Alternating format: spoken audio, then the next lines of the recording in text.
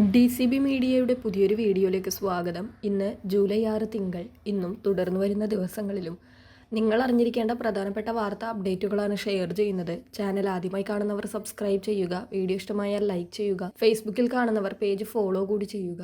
ആദ്യത്തെ അറിയിപ്പ്, സംസ്ഥാനത്ത് ഇന്നു മുതൽ മഴ ശക്തമാകുമെന്ന് കാലാവസ്ഥാ വകുപ്പിന്റെ മുന്നറിയിപ്പ് എത്തിയിരിക്കുകയാണ്. തെക്കൻ ഗുജറാത്ത് തീരം മുതൽ കേരള തീരം വരെ തീരദേശ ന്യൂനമർദ്ദപാത്തി സ്ഥിതി ചെയ്യുന്നുണ്ട്. ജൂലൈ 9 വരെ തീയതികളിൽ ഒറ്റപ്പെട്ട ശക്തമായ മഴയ്ക്കും സാധ്യതയുള്ളതായി കാലാവസ്ഥാ വകുപ്പ് അറിയിച്ചിട്ടുണ്ട്. അടുത്ത അറിയിപ്പ്, സംസ്ഥാനത്ത് സ്വർണ്ണവില വീണ്ടും കുറഞ്ഞിരിക്കുകയാണ്. പവന് 80 രൂപയാണ് കുറഞ്ഞത്. 1,07,520 രൂപയാണ് ഒരു പവൻ സ്വർണത്തിൻ്റെ ഇന്നത്തെ വില.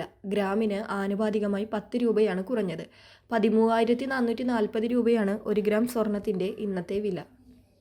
അടുത്തറിയിപ്പ്, NPS നീല, NPNS വെള്ള റേഷൻ കാർഡുകാർക്ക് മുൻഗണനാ റേഷൻ കാർഡായ PHH പിങ്ക് വിഭാഗത്തിലേക്ക് മാറ്റുന്നതിനായുള്ള ഓൺലൈൻ അപേക്ഷകൾ ആരംഭിച്ചിട്ടുണ്ട്.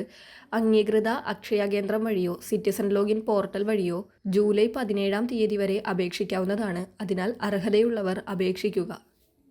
അടുത്തറിയിപ്പ്, വർഷത്തിൽ 6,000 രൂപ ലഭിക്കുന്ന PM കിസാൻ സമ്മാൻ നിധിയുടെ ആനുകൂല്യങ്ങൾ മുടങ്ങാതെ ലഭിക്കുന്നതിന് EKYC, land seeding, Aadhaar, bank account seeding എന്നീ 3 കാര്യങ്ങൾ പൂർത്തിയാക്കേണ്ടതുണ്ട്.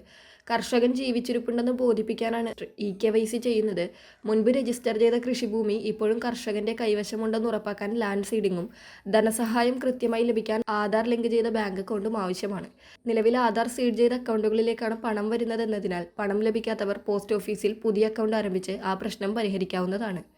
ഇതോടൊപ്പം കേന്ദ്ര സർക്കാരിൻ്റെ കർഷക ആനുകൂല്യങ്ങൾ തുടർന്നും ലഭിക്കുന്നതിന് കർഷക ID എടുക്കേണ്ടത് നിർബന്ധമാക്കിയിട്ടുണ്ട്. അക്ഷയ കേന്ദ്രങ്ങൾ വഴിയോ കോമൺ സർവീസ് സെൻ്ററുകൾ വഴിയോ ആധാർ കാർഡ്, ഫോൺ നമ്പർ, കരമടച്ച രസീത്, ബാങ്ക് വിവരങ്ങൾ എന്നിവ നൽകി ഇതിനായി അപേക്ഷിക്കാം. അടുത്തറിയിപ്പ്, സംസ്ഥാനത്തെ ക്ഷേമ പെൻഷൻ മാനദണ്ഡങ്ങൾ സമഗ്രമായി പരിഷ്കരിക്കുന്നതിനെക്കുറിച്ച് സർക്കാർ ആലോചിക്കുന്നതായി മുഖ്യമന്ത്രി VD സതീശൻ വ്യക്തമാക്കിയിട്ടുണ്ട്. അർഹരായ എല്ലാവർക്കും പെൻഷൻ ഉറപ്പാക്കാനും അനർഹരെ ഒഴിവാക്കാനും പുതിയ സംവിധാനം കൊണ്ടുവരും. വീടുകളിൽ AC വെച്ചതിൻ്റെ പേരിൽ പെൻഷൻ നിഷേധിക്കപ്പെട്ട രോഗികളുള്ള കുടുംബങ്ങൾക്ക് ആവശ്യമായ ഇളവുകൾ നൽകുമെന്നും അദ്ദേഹം അറിയിച്ചിട്ടുണ്ട്. ജൂലൈ മാസത്തിലെ ക്ഷേമ പെൻഷൻ വിതരണം ഈ മാസം 23-ന് ശേഷമായിരിക്കും ആരംഭിക്കുക. പെൻഷൻ തുക 3,000 രൂപയായി ഉയർത്തുമെന്ന് വാഗ്ദാനമുണ്ടെങ്കിലും ഈ തവണയും 2,000 രൂപ തന്നെയാണ് ലഭിക്കുകയെന്നും തുക വർദ്ധിപ്പിക്കുന്നത് പിന്നീട് പരിഗണിക്കുമെന്നും മുഖ്യമന്ത്രി അറിയിച്ചിട്ടുണ്ട്. വളരെ പ്രധാനപ്പെട്ട ഈ വാർത്താ അപ്ഡേറ്റുകൾ മറ്റുള്ളവർക്കു കൂടി ഷെയർ ചെയ്യുക.